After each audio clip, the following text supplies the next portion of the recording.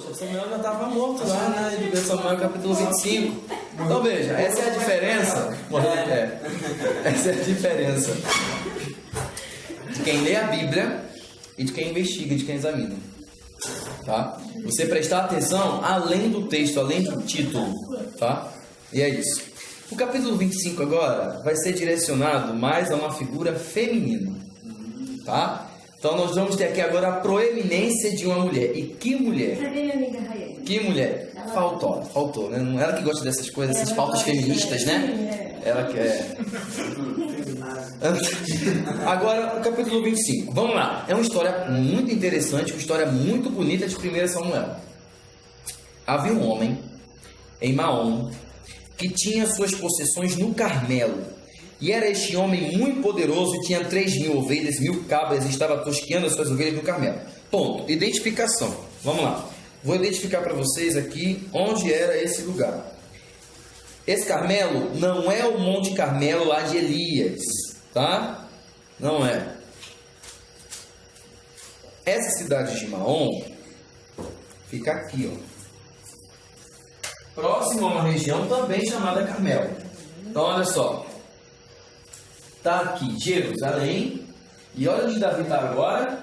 Fugindo cada vez mais de Saul. Até que chega aqui em Maom, na região do Carmelo. O Monte Carmelo lá de Elias é lá por aqui, ó. Lá em cima. No reino lá de Israel, futuramente, né? Só o reino de Israel. Esse Carmelo aqui de Davi é aqui embaixo. Na cidade de Maom. E lá tinha um homem rico. Tosqueador de ovelhas. E aí, gente, a época de tosquear as ovelhas era a época mais importante para quem cuidava de ovelhas. Por quê? Porque você vai usar o linho, né? A lã, desculpa. Você vai usar a lã para fazer tecidos, para fazer roupas, para fazer tudo e você vai tirar o sustento dali. A época do tosquear era que nem a época da colheita para quem era agricultor. Tá? Para nós, é a primeira semana do mês. Que é semana de pagamento, né? Normalmente, primeira semana do mês. E só dura essa semana mesmo. Pois é.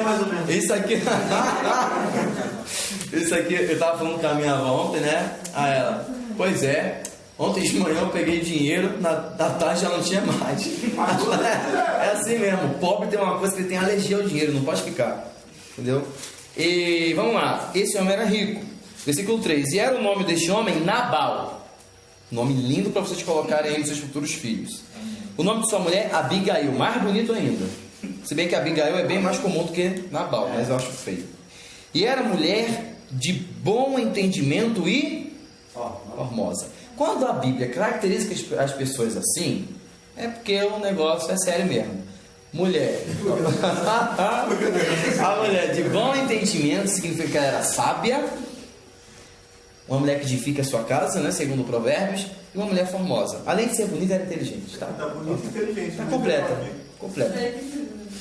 Além de ser bonita, era inteligente. Ao contrário de seu marido, tá? Porque o homem era duro e maligno nas suas obras e era da casa de Caleb. O infeliz desse era descendente de Caleb ainda, né? E Davi ouviu que Nabal estava tosqueando as suas ovelhas. E o que Davi vai fazer? Olha só, Davi está perseguido, não tem muito o que comer, o que vestir. E o que está acontecendo? Vamos lá, para a gente poupar aqui a leitura. Davi está lá no campo do Carmelo e os pastores de Nabal estão lá próximos a Davi, pastoreando as ovelhas no campo e tal. Davi não faz mal a eles, muito pelo contrário, até os protege. Davi era o que, gente? Mas antes a profissão dele, pastor, né? Então quando ele vê um pastor, né? Pô, nem de profissão, tudo bem. Que nem Paulo quando encontra Áquila e Priscila. O que vocês são? Fazedor de tenda, tô em casa, mano. Então, né? Você encontra assim, o que você é? Professor de quê? De história? Caralho! Que bom. Aí Davi tá lá, eles protegem. E o que Davi faz? Ó, vou enviar alguns servos para o chefe de vocês, Nabal, e pedir para ele alguma ajuda. Né? Um pouquinho de vinho, um pouquinho de pão, um pouquinho de lã, né? Para me ajudar aqui. Enfim, vamos lá. Eles vão. A resposta de Nabal, versículo 10. E Nabal respondeu aos criados de Davi e disse: quem é Davi e quem é o filho de Jessé? Olha a expressão de novo. Filho de Jessé. Muitos servos há hoje, cada um foge de seu senhor. O que ele fala aqui? Quem é Davi na fila do pão para me pedir alguma coisa? É um servo, é um escravo foragido de seu senhor. Está em moda hoje isso. É como se Nabal estivesse falando: pô, está em moda hoje, né? Servozinho, escravozinho fugir do seu senhor e pedir ajuda. É isso que ele está falando de Davi. Vai montar outro ministério. Oi? Vai montar outro ministério. Ele é um homem rico, é um homem que tem servos, é um homem que tem escravos. E Davi é o quê? É um servo do rei que está foragido. Você acha que ele vai ajudar Davi? De modo algum. Ele vai lá, versículo 11: tomaria eu do meu pão, da minha água, minha carne, minhas reses, que degolei para os meus tosqueadores, e o daria a homens que eu não sei de onde vêm? Então os jovens de Davi se tornaram para o seu caminho, e voltaram e vieram, e lhe anunciaram a Davi tudo que Nabal disse. E aí, gente, vocês vão conhecer aqui o outro lado do homem segundo o coração de Deus. O que é interessante nessa passagem é que o homem que decidiu poupar a vida do seu maior inimigo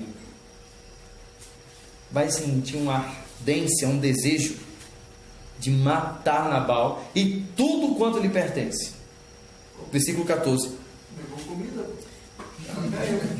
Versículo 13. Cada um prepare a sua espada. E cada um preparou a sua espada e cingiu também Davi a espada. E subiram após Davi uns 400 homens. Vocês acham que eles foram só para matar Nabal? Acabar com tudo. E 200 ficaram com a bagagem. Porém, um dentre os jovens foi na frente e anunciou para quem? Abigail: ó, Davi está vindo aí virado no cão. Vai te matar, vai matar teu marido, vai matar tudo.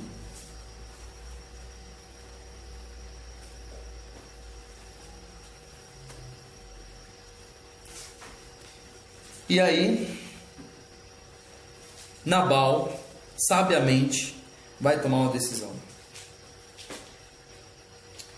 Essa mulher vai salvar a sua casa, vai salvar os seus criados, vai salvar tudo que lhe pertence. Versículo 18.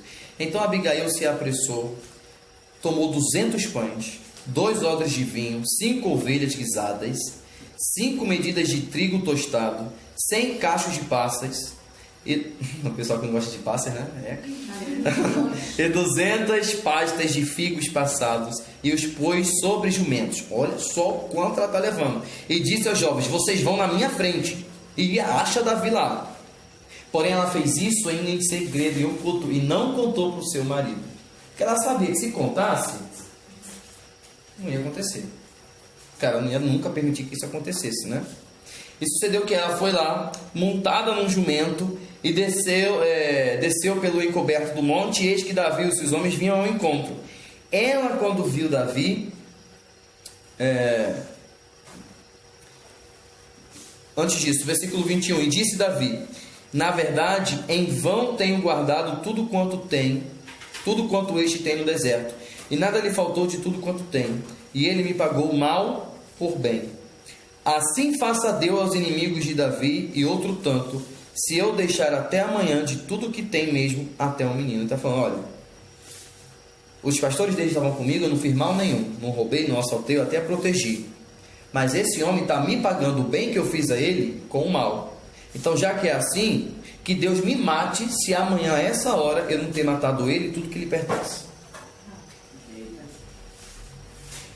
Vendo, pois, Abigail, se apressou, desceu do jumento, prostrou-se o seu rosto diante de Davi e se inclinou à terra, e lançou a seus pés e disse, falando de Abigail: amiga, eu falei de você.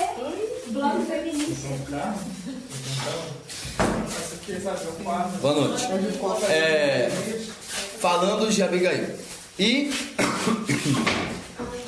então ela se prostra diante de Davi e diz o seguinte, versículo 24 e 25: Ah, Senhor meu, minha seja a transgressão. Deixa, pois, falar a tua serva aos teus ouvidos e ouve as palavras da tua serva. Olha só, humilhação, se humilhando diante de Davi. Meu Senhor, agora não faça este homem de Belial, a saber, Nabal, impressão no seu coração, porque tal é como o seu nome. Ela está dizendo: olha, Davi, por favor, não faz o que você quer fazer com Nabal, porque Nabal é um homem igualzinho ao seu nome. Sabe o que significa Nabal? Tolo. Uma linguagem mais coloquial: idiota. É o significado do nome de Nabal.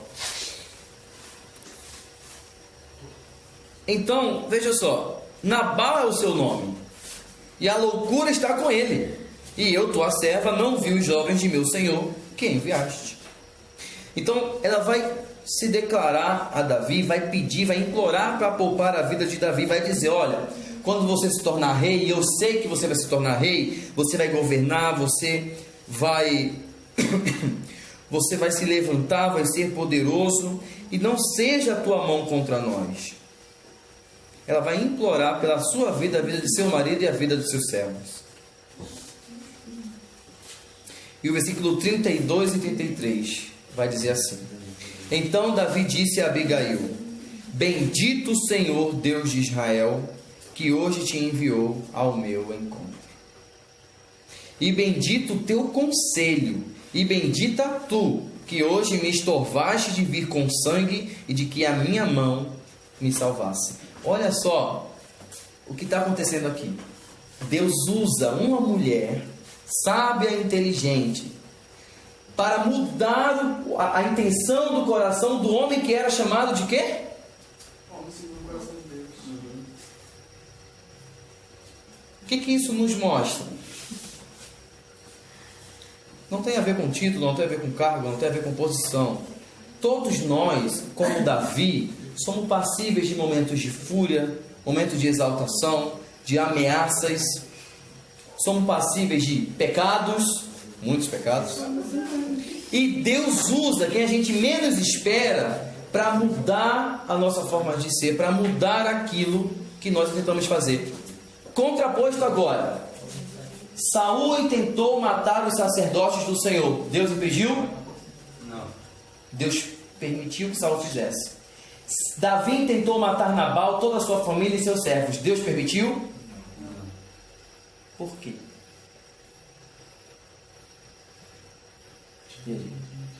É o contraponto. Estão muito próximos essas histórias. E os dois vão pagar com sangue. Se Davi tivesse feito aquilo, imagina a consequência. Mas junto daquilo que a gente estava discutindo no início, quando a gente estava discutindo a questão do sacerdote, não só consequência, mas quem está no controle da vida de Davi? Deus abandona Saul. Saul age segundo a sua vontade, o seu querer. Deus é com Davi. E aí, mas Davi não agiu segundo o querer dele aqui, Rogério? Davi não tentou matar? Sim. Até eu ficaria com raiva daquele cara. Ia lá, comeria a dispensa dele todinho. A fome que Davi estava, coitado. Devoria como o gafanhoto mesmo, mano. Tô chegando aí, ó. Não deu dízimo, tô chegando. Deus me enviou. E aí, ó. E aí, veja só. E Davi está lá com raiva, furioso. Mas olha o que Deus faz. Deus usa uma pessoa inexpressiva, uma conselheira. Mulher dava conselho? Quem é que dava ouvido a conselho de mulher naquela época? Ninguém. Sabe quem? Um homem segundo o coração de Deus. Aleluia. Uma pessoa segundo... Isso, cara. Alguns homens poderiam aprender isso, inclusive a ouvir as suas mulheres. Poderia, quando a mulher é sábia e formosa. Olha o João. Mas... E quando o conselho é sábio, veja, Davi viu, Davi reconheceu que ele estava equivocado, que ele estava errado, que ele estava precipitado. E ele diz o seguinte, ó. O Eric falou sobre a questão do livre-arbítrio, veja. A vontade de Saul, a vontade de Davi. Por que a vontade de Davi não foi cumprida? Por que Deus não permitiu que Davi fizesse aquilo? Porque a vontade de Deus está acima do arbítrio do homem. Versículo 34. Porque na verdade vive o Senhor, Deus de Israel, que fez o quê? Me impediu de que eu fizesse mal. Olha aí. Deus usou Abigail para impedir que Davi fizesse aquele mal. Sabe a oração de Davi? Sonda, Senhor, o meu coração, conhece os meus caminhos e vê se há em mim algum caminho mau. Exatamente isso. O Salmo de Davi aqui, ó, na prática, na história. Quando a gente lê o Salmo é uma coisa, quando a gente coloca o Salmo no contexto, Senhor, olha para mim, porque Davi sabe, Senhor, o meu coração é pecaminoso, é adúltero, o meu coração é um coração sanguinário, é um coração de vingança. Se o Senhor não for comigo, se o Senhor não sondar o meu coração, como é que eu posso agir segundo a tua vontade, segundo o teu coração? Então o Senhor impede Davi que ele pratique aquilo. E eu faço uma pergunta para vocês: quantas das vezes Deus já nos impediu de cometer atos horríveis, atrocidades, seja por palavras, seja por ações? Quantas das vezes? Você sente que sua vontade é desrespeitada nessas horas? Alguém sente isso? Ah, Deus não respeitou minha vontade, querido. Magoou. Pelo contrário, o que a gente faz? A gente dá o quê? Dá graças a Deus pela sua intervenção em nossa vida. Então, essa é a diferença daquele que está debaixo da servidão de Cristo. Ele age como Cristo, ele serve como Cristo serviu. Aquele que está debaixo da servição do seu próprio eu, age como Saul agiu. Faz o seu querer, faz a sua vontade, e Deus ele deixa. Deus ele permite, porque não há nada pior para o homem do que Deus o abandonar a sua própria vontade. E essa é a pior coisa que Deus pode fazer a um homem ou uma mulher. Então aqui a gente tem vários pontos, gente, que a gente pode discutir e caracterizar essa passagem. Mas eu quero frisar aqui uma coisa agora. Davi, na sua condição de futuro rei, de guerreiro, deu ouvidos à voz de uma mulher e reconheceu que aquela mulher foi usada por Deus para impedir ele de fazer tal coisa. Imagina essa mulher dando conselho para Saul. O que Saul ia fazer? Um homem segundo o coração de Deus reconhece que Deus usa quem ele quer. Não importa quem ele seja, não importa a condição, a posição. Se ele está errado, Deus vai usar o menor, o mais inexpressivo, para mudar o coração dele. Até uma mula, gente, uma jumenta. Se o Ebert é usado por Deus, por que vocês não podem? E aí? Foi forte isso, né? Aceitem isso para a vida de vocês, olhem para o Ebert. Cara, usa isso. Entendeu? Usa ele. Se Deus usa isso, hoje em dia, esse depravado, esse pecador, Ainda bem que o Espírito Santo é forte. esse ser, eu estou falando aqui que nem o professor Girafaz pro seu Madruga, esse pobre miserável, esse analfabeto que não concluiu nem o ensino médio. Mas veja só. Pega aí na saída, pega. Que é isso? Pegar na saída. quanto tudo passou, Cala a boca, Pop. Então olha só. É exatamente isso que a gente viu.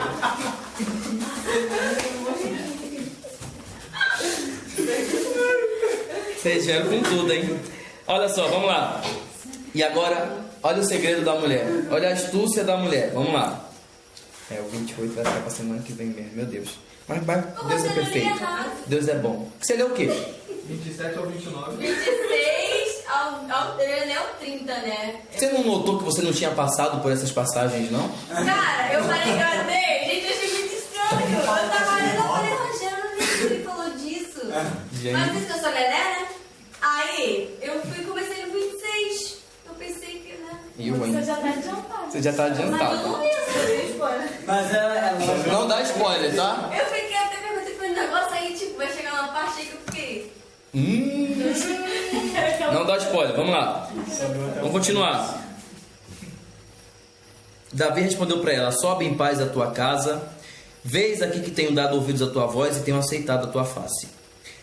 Abigail então vai voltar para sua casa e olha o que ela vai encontrar na casa dela.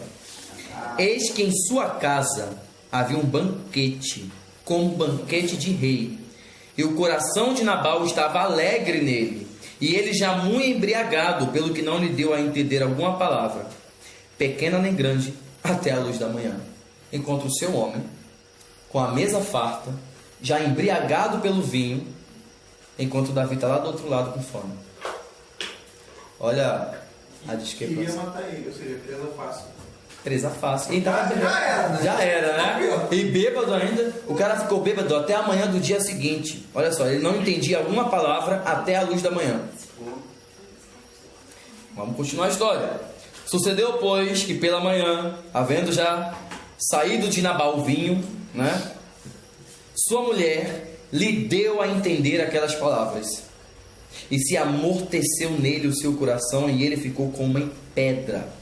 Ela contou tudo para ele: olha, seu miserável, livrei tua vida ontem, tu ia morrer ontem embriagado, de barriga cheia, ia pro quinto dos infernos.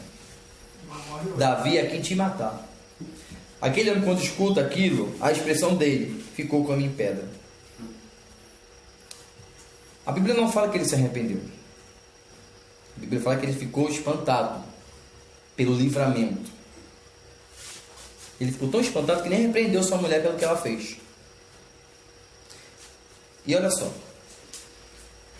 quando o homem escolhe não agir em uma causa que ele tem com alguém, com alguma coisa, ouve a voz de Deus, escuta o conselho vindo do Senhor e decide não agir segundo a sua vontade, o Senhor age por ele. 38. E aconteceu que, passado 10 dias, feriu o Senhor a Nabal, e este morreu. 10 dias depois. Como? Não sei. Mas Deus matou Nabal. Deus mata? Não. Bota pra dormir. Bota pra dormir. Tá sempre.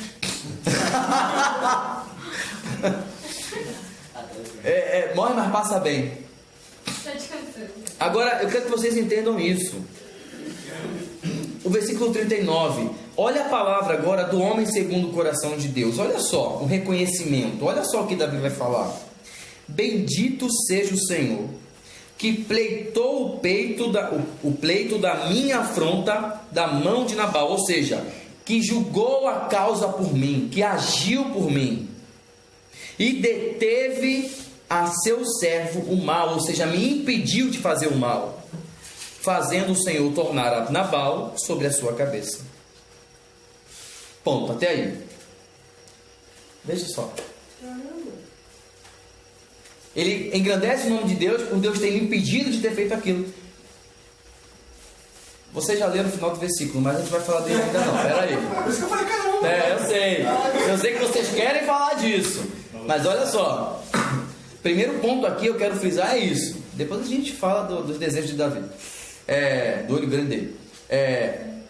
Deus age em favor dos seus servos quando os seus servos decidem não agir segundo a sua vontade.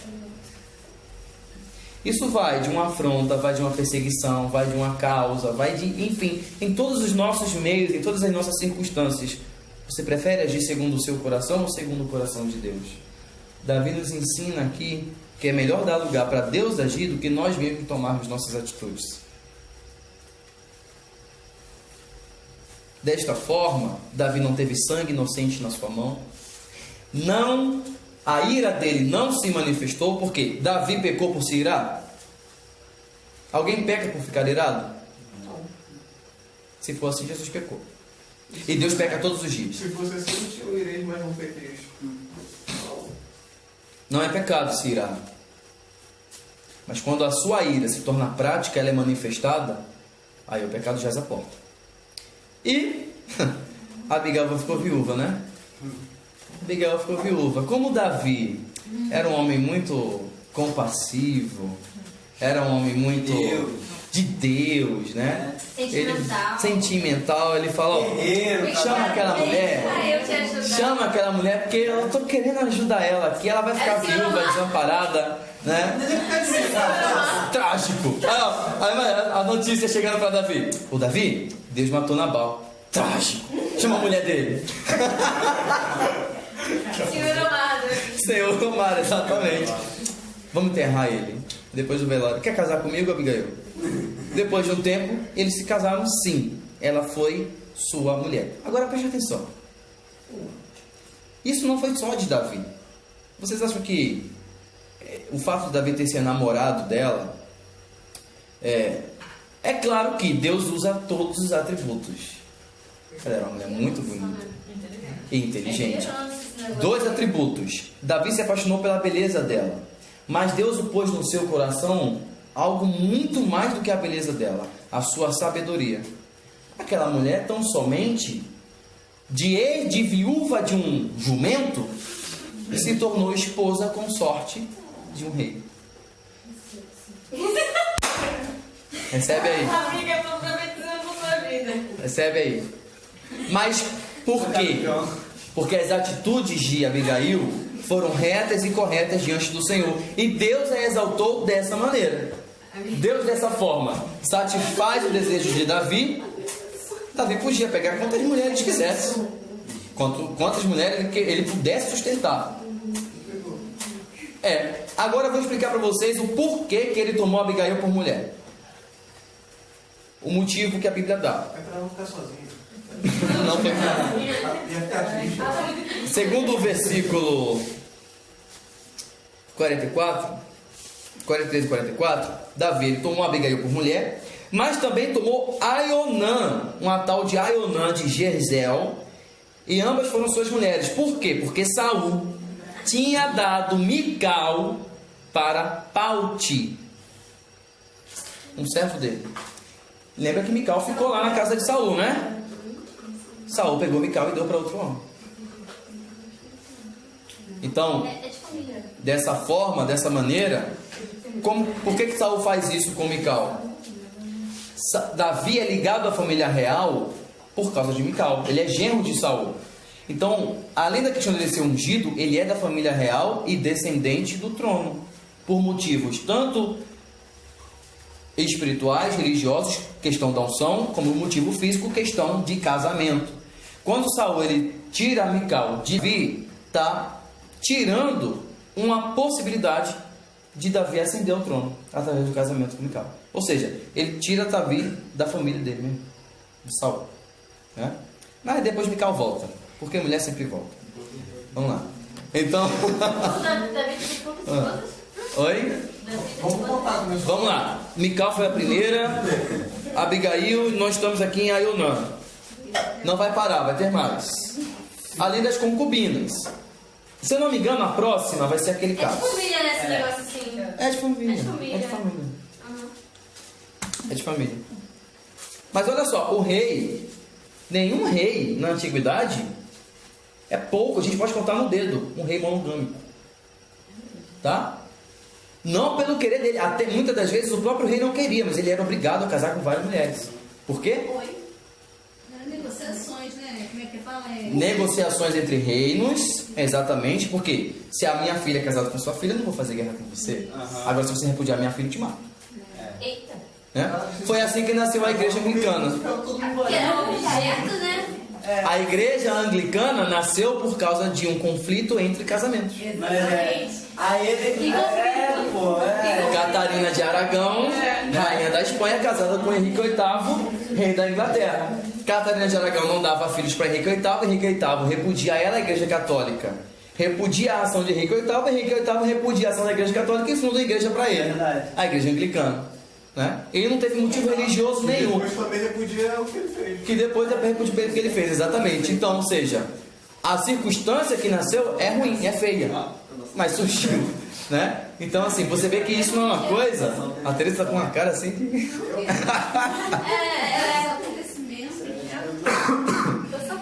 Mas outro motivo pelo casamento poligâmico, muito obrigado, era a questão dos descendentes. Você não pode ter ser um filho, nunca. E uma mulher não pode ter, né, gente? Mulher não é aqueles animal que pare o tempo todo e pare até morrer. Não é coelho. Respeita. Por exemplo, ó, Jacó. Eu conheço mais aí. Não, tem umas aí. Fala de uma. Exceção da minha avó? Minha avó teve 9, gente. Não, teve 10, perdeu 10, perdeu o primeiro, Então, assim, que vingaram foram 9. Então, a gente tem vários exemplos aí. Mas porque você tem que deixar descendentes. Se morre seu primogênito, e aí? Tem o segundo. Se morre o segundo, tem outro. Tem. Que praga é pra não morrer. Até porque quem que não vai matar pra poder ganhar aí? Aí, ô, já, só tem a Emily, tem que ter mais, hein? Não tem o reino mesmo. Olha que nem todo mundo. Gente. Segundo passo pro primo. Raiane, por favor. Fala. Dizendo que nem todos os É prima. seriam homens. Não, teve filhas também. Ele teve uma filha, tadinho. Ele teve uma filha, tadinho. Tadinho. Tadinho. Tadinho. Tadinho. Maria Clara vai faltar nessa aula. Tadinho.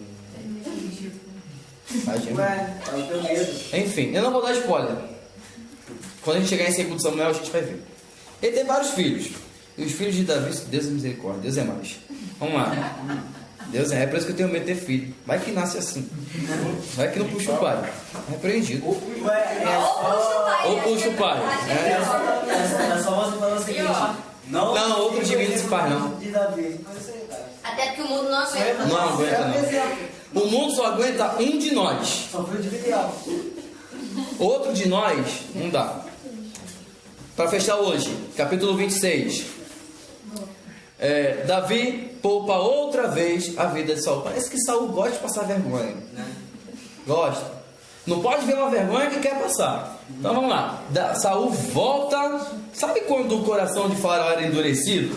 Né? Que uma hora vai embora com o teu povo. Do nada, não, vai embora não, fica aqui. Saul, pô, Davi, desculpa aí, pô, tu é ungido mesmo, cara. Vai lá ser rei, vai lá. Do nada, não, vamos matar Davi. Hoje eu acordei com vontade de matar Davi, vamos lá. Acordei com a vontade de hoje, eu quero matar Davi. Bipolaridade, né? É algo psicológico mesmo em Saul. Esse é algo que é problemático. E mais uma vez Davi vai ter a oportunidade de acabar com Saul.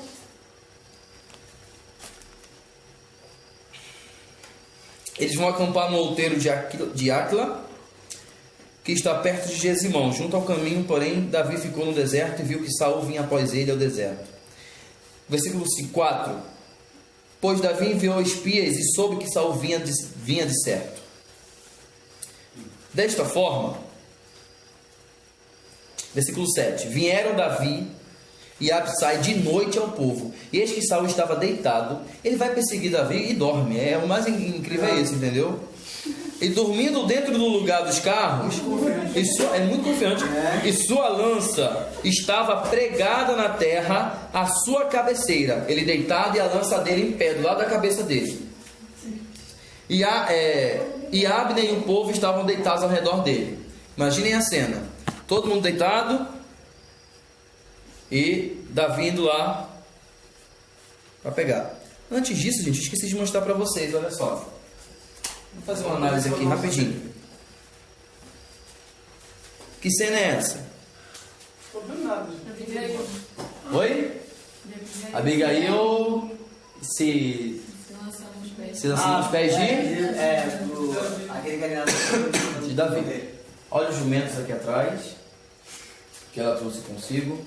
O exército de Davi logo atrás e os servos dela aqui atrás. Agora, analisem esse quadro. Ele é fiel ao acontecimento? Não. Ele é fiel ao período? Não. Ele é um quadro medieval. Ele é uma imagem medieval sobre acontecimento. E sempre, gente, tem uma frase do historiador chamado Jacques Le Goff, que ele diz o seguinte: a história, ela é contemporânea. A história é sempre contemporânea. Porque quando a gente fala de história antiga, de história medieval, história moderna, a gente sempre fala desses períodos segundo a nossa visão, segundo hoje. A gente julga as atitudes deles segundo hoje. Quando a gente pensa numa mulher que não tinha direito de voto, que não tinha direito de fala, de conselho na antiguidade, a gente pensa, poxa, mas por que assim então? A gente fala isso porque hoje a gente tem, por causa da nossa história, da nossa filosofia. Mas na época você jamais faria esse questionamento. Jamais. Então assim, isso é mostrado nos quadros como o passado é retratado pelo presente. Davi parece um centurião romano, né? E exatamente parece o exército romano. A cor vermelha identifica isso. O capacete é um capacete romano. As bandeiras que vem atrás, Davi tinha bandeira de quê? Porque ele nem tinha reino ainda. Ele não tinha nem bandeira para levantar. É uma rebelião. Você vê Abigail com trajes de uma romana, né? E os seus servos como trajes também de servos romanos. Não sei de quem é. Posso procurar para vocês. Vou postar no grupo. Eu falo para vocês quem é. Leonardo Picasso. Nossa. E essa, ó. É outro quadro também, que também apresenta a mesma cena e a mesma coisa. Olha os trajes de Davi. Possivelmente Davi não tinha nem capacete, gente. Tá? E essa pompazinha aqui em cima do capacete aqui, né? É a questão de Abigail ali se implorando aos pés de Davi.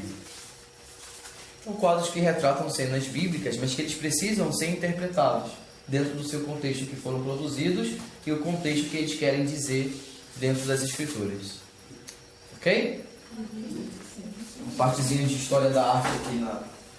análise de fonte. Análise de fonte é maravilhoso isso. Quando você falou sobre a questão da nossa visão da história como nosso pensamento hoje, a gente faz isso até com a própria Bíblia. E claro. Muitas vezes erra no conteúdo dela por causa disso. Quer ver uma coisa? Eu li hoje lá embaixo na oração.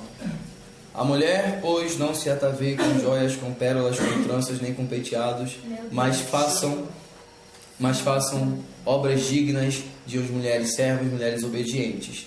Se eu leio isso no hoje, eu fico sem mulher na minha igreja. Eu já estaria excluída. A Fernanda já estaria excluída. E todas as outras aqui. Trança, Rogério. Trança. Pérola. Mas eu sou pobre, não uso pérola. Pode ser falso também. Mas qual é o contexto? Quem escreveu? Sempre quando a gente lê alguma coisa. Quem, quando, onde e para quem. É isso. Uma frase que eu quero deixar para vocês, alguns de vocês já conhecem. Texto fora do contexto é pretexto para heresia. Tá? Como é que surge uma heresia? Quando eu pego um texto, não interpreto ele dentro do contexto e eu tenho um pretexto para falar o que eu quero. Acontece sempre. Eu vi isso acontecendo hoje. Não faz nem 2 horas. Fala. Gente, que eu perdi. Entendeu? Eu fui no... Vai em relação a tudo, exatamente. Porque às vezes uma pessoa concorda e a pessoa não concorda. Quer ver uma coisa? Irmão, você acha que isso é pecado? Acho. Você acha que é? Não. Vamos ver o que Deus acha? Acabou, pô. Exatamente. Quem é que conceitua o pecado? É o homem? Não, para o homem o pecado é algo natural dele. Por que é ruim? Mas para Deus é. Não, o pior é essa justificativa. Que aí vai lá no Êxodo Deuteronômio tentando me provar que isso é errado. Por causa daquilo ali que aconteceu naquele local, ali, naquele momento, uma coisa que não tem nada a ver. Exatamente. Isso que me irrita. Mas eu saio como errado, mas enfim. Olha, tem um ditado que diz, ó, com o tolo não se discute. Não se baixa o nível do tolo. Que ele ainda vai fazer você sair errado da história. Então assim, sempre. Você discutir com um idiota, você sempre sai errado. Você acaba sendo mais idiota do que ele. Entendeu? Então uma pessoa que não tem entendimento, não tem visão, não sabe interpretar, não sabe trazer. Não estou falando isso só da Bíblia não, gente. Estou falando isso de qualquer coisa, tá? A própria história, fora da Bíblia, qualquer coisa. E como a gente está aqui falando de Bíblia, falando de pecado e tal, né? Quem é que... Eu falei hoje uma coisa com os meninos no WhatsApp e eu falei o seguinte: a nossa guerra hoje é uma guerra semântica. Ela é uma guerra de conceitos. Porque quem detém o conceito detém todos aqueles que se enquadram no conceito. Quer ver uma coisa que está em voga? Que estava em voga em 2018? Qual foi a palavra que vocês mais ouviram em outubro de 2018? Começa com F. Começa com F de fascista. Fake news? Começa com F de fascista. Exatamente. Você pega o que é o fascismo. Fascismo, um movimento surgido no século XX por Mussolini na Itália, que era autoritário, que reprimia, que não aceitava o diálogo e tal, que pregava a soberania do Estado na vida íntima das pessoas, na vida íntima na igreja, que pregava que o Estado tinha que controlar tudo e todos. Aí você vem um candidato que prega o Estado mínimo e os inimigos chamam ele de... que é exatamente o contrário do que ele está pregando. Você pergunta ao inimigo que é fascista, ele não vai saber te responder. Ou ele vai dizer só por determinadas características. Ele vai refazer aquele conceito. Um conceito que é do século XX, ele vai refazer no século XXI. E aí, quem se enquadra no conceito... Quer ver nós aqui? Uma coisa que... Mas a idiotice dele é tanta que ele vai falar assim. Exatamente. Uma coisa que nós fazemos muito como crentes e que devemos ter cuidado de não fazer. Os fariseus faziam muito isso. Eu sou santo, eles são pecadores. Espera aí. O que é pecador? Pecador é uma pessoa que não obedece à lei. Tá, tudo bem, é uma pessoa que transgride a lei, né? É. O que é a lei para você? Vamos lá, vamos trabalhar dentro do conceito de pecado. Para o fariseu, ele podia falar qualquer coisa, dizer qualquer coisa, pensar qualquer coisa, porque ele era simplesmente fariseu. Agora, o gentio não, o publicano não. Ele é pecador, sem dizer nada, ele já é pecador. Por quê? Porque eu, mestre da lei, detenho o poder semântico das palavras. Aí o fariseu chega para Jesus e fala: por que você come com pecadores? Aí Jesus responde para ele: se não fosse comer com pecadores, ia comer sozinho o resto da minha vida. Ai, cara, Jesus. E aí, quem tem o conceito então de pecado? O fariseu ou Jesus? Entendeu? Não. Cientista social. Você vê o embate de Jesus. Isso é um embate de conceito. Para o fariseu, o pecador era todo aquele que não concordava com ele. Não concordou comigo, é pecador. É desviado. É herege. Não tem, é hoje, continua a mesma coisa. Tem vários fariseus hoje dentro da igreja. Tá? E Jesus está lá dizendo: se eu não for. Porque pecador para você é uma coisa, fariseu, mas para mim é outra. Para mim todos vocês são. E não tem diferença nenhuma. Porque não existe diferença. E aí Jesus fala, Jesus, a palavra de Deus, o próprio Deus, fala isso. Então, gente, quer saber o que é certo e errado? Quer saber o que é pecado ou não? O que é lícito e o que não é lícito? A palavra de Deus fala por si mesma. Não interessa o que eu acho, o que eu penso, a minha opinião. Vou repetir aquele meme. O Espírito Santo, né? O Espírito Santo. Primeiro a Bíblia, depois a sua opinião. Tá? Então, vamos terminar. Davi, então, vai se reter com Saul de novo. Alguém queria falar alguma coisa? Alguém queria falar alguma coisa? Não? Tá.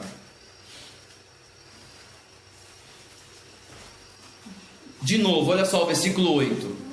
Absai, servo de Davi, olha o que fala para Davi: Deus te entregou hoje nas mãos a teu inimigo. Deixe-me, pois, agora encravar com a lança de uma vez na terra, e não ferirei segunda vez. Ou seja, Absai, servo de Davi, pede para ele: ó, deixa eu pegar essa lança de sal e cravar ele e matar ele logo aqui. Não vai nem precisar de 2 furos, vai ser um só. Davi diz: nenhum dano lhe faças, porque quem estendeu a sua mão contra o ungido do Senhor e ficou inocente? Quem?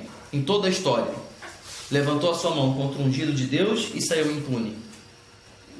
Ninguém. Então Davi não quer ser o primeiro. Deus que fez isso. Porque ele que unge, então ele quer.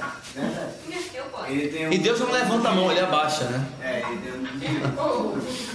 Deus não levanta a mão, ele abaixa. Então assim, e leva lá para baixo mesmo, né? Ele bota debaixo do pé e vai, 7 palmas. Então veja só, mais uma vez, quando o homem decide não agir e dá o lugar para Deus. Palavra de Davi agora para Saul. O último encontro agora de Davi e Saul. Esse episódio. Eles não vão se ver mais. Profecia de Davi, vamos lá. Saul de novo vai dizer, versículo 21, pequei, meu filho. Eu não tinha que fazer mal para você. Minha vida foi preciosa aos teus olhos. Procedi loucamente, regrosissimamente. Davi respondeu: eis aqui a lança do rei. Passe cá um dos jovens e leve-a. Ou seja, um servo de Saul foi lá onde Davi estava, pegou a lança e levou embora. Davi vai dizer: o Senhor, porém, pague a cada um a sua justiça e a sua lealdade, pois o Senhor te tinha dado hoje na minha mão, porém não quis estender a minha mão contra o ungido do Senhor. Davi está fazendo o seguinte: Deus te pague.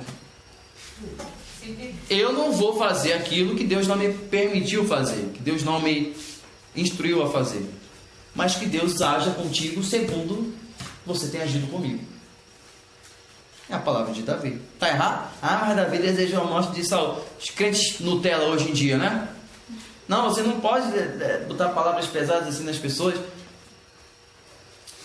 No episódio do cara que sequestrou o ônibus na ponte Rio-Niterói, eu fiz uma postagem, o irmão postou lá: não devemos nos alegrar na morte do ímpio, porque o inferno está em festa. Eu falei: tá.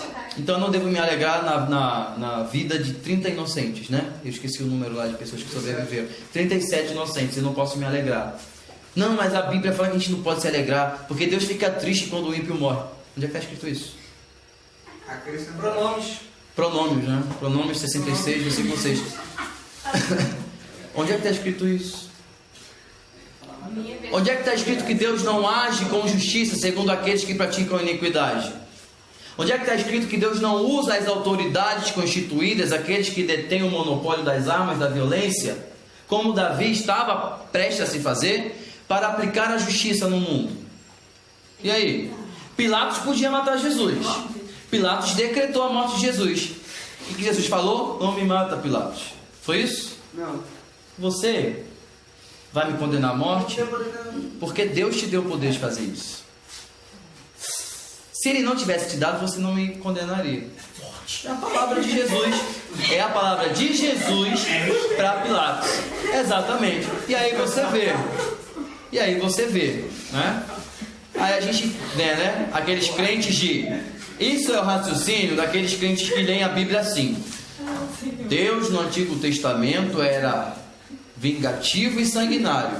Deus no Novo Testamento é paz, amor e quase fumo uma marola. Só faltava isso. Esse aí é o mais ou menos, porque não vê dois deuses no Antigo Testamento. Dois deuses, né?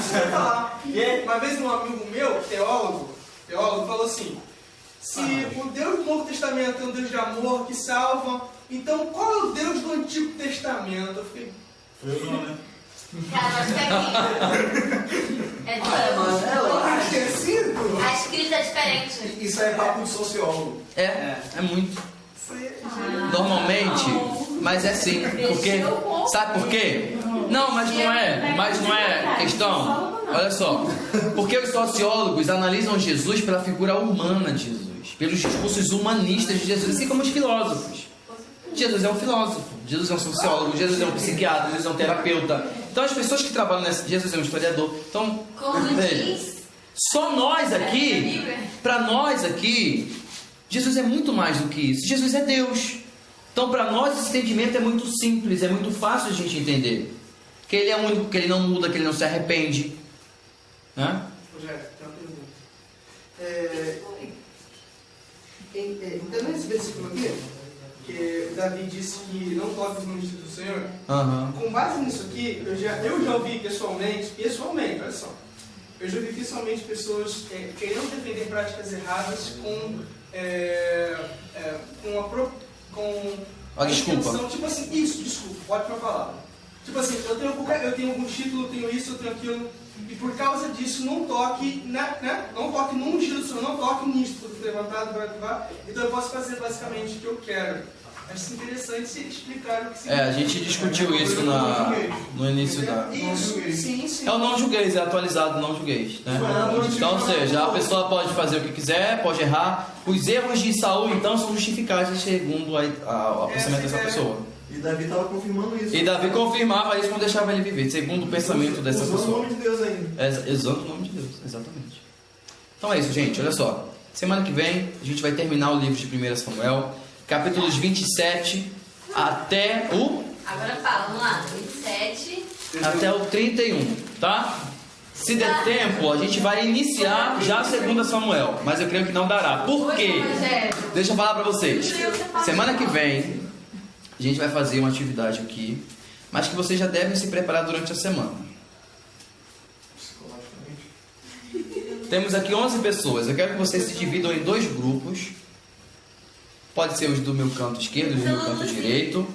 Vocês devem ler, examinar e investigar o capítulo 28 do livro de 1 Samuel. Ah, você tá brincando, né? Porque eu tava... Atenção especial para o capítulo 28. Vocês vão trazer explicações sobre a passagem de 1 Samuel 28. Tá? Podem pesquisar, podem assistir vídeo, pode anota, porque olha só.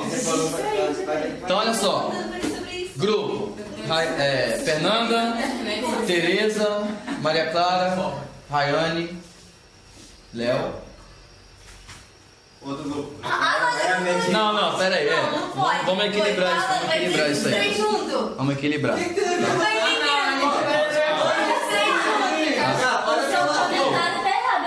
Olha pelas conforme o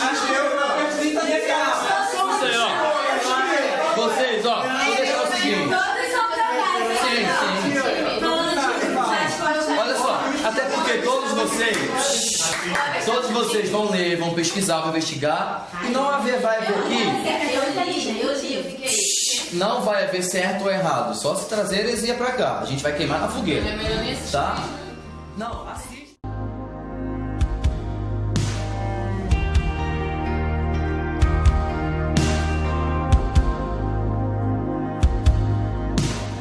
Everything is temporary.